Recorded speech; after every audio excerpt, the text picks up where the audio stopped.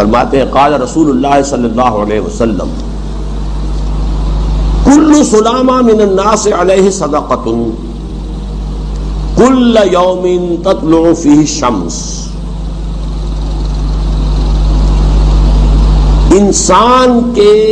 انسانوں کے ہر جوڑ پر ایک صدقہ واجب ہے.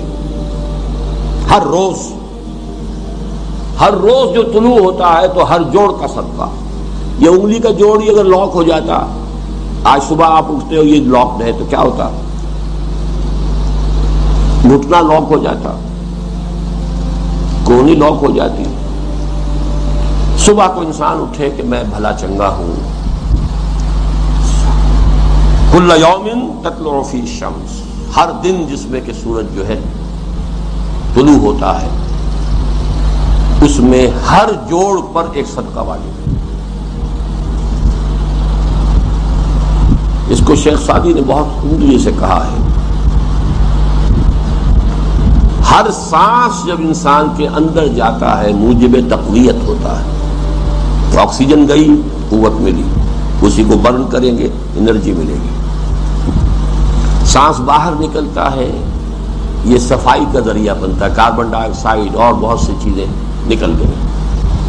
بس بر ہر نفس 2 شکر واجب. بس ہر سانس پر 2 مرتبہ شکر کرنا چاہیے. ہر سانس اندر گیا موجب تقویت، باہر بنا موجب تنقیح.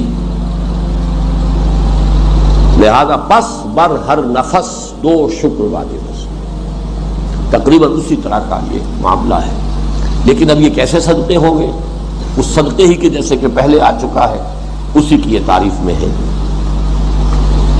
تعدل بین اثنین صدقۃ، 2 آدمیوں کے درمیان عدل کراؤ، فیصلہ کرا دو عدل کے ساتھ، یہ بھی صدقہ ہے. تعین الرجل فی دابتہ فتحملہ علیہا اور ترفع لہ علیہا متاعہ صدقۃ. اور تم مدد کرو کسی انسان کی اس کی سواری کے معاملے میں کہ اسے اس پر چڑھنے میں مدد دو، یا یہ کہ اس کی کوئی چیز، اس کا سامان نیچے سے اٹھا کے پکڑا دو. اونٹ پر سوار ہو گیا ہے، اب نیچے سے سامان پکڑا رہے ہیں، یہ بھی صدقہ ہے.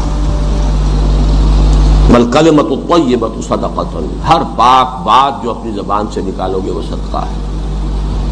فلیقل خیرا او لیصمت، بات صحیح کرے، اچھی کہے یا خاموش رہے. ہر اچھی بات جو زبان سے نکلتی صدقہ ہے.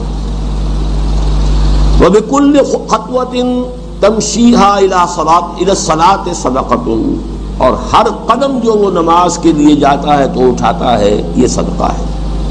وتمیت الاذی عن الطریق صدقۃ، اور راستے میں سے کوئی اذیت شے کو، اذیت بخش چیز کو دور کرتا ہے. کہیں روڑا پڑا ہوا ہے، کہیں کچھ اور ہے، کوئی ٹھوکر کھا جائے گا، کوئی ہو سکتا ہے کوئی اندھا گزرے، اس کے لیے کوئی مصیبت ہو جائے، اس کو اگر ہٹاتے ہوئے چلے گا، یہ بھی صدقہ.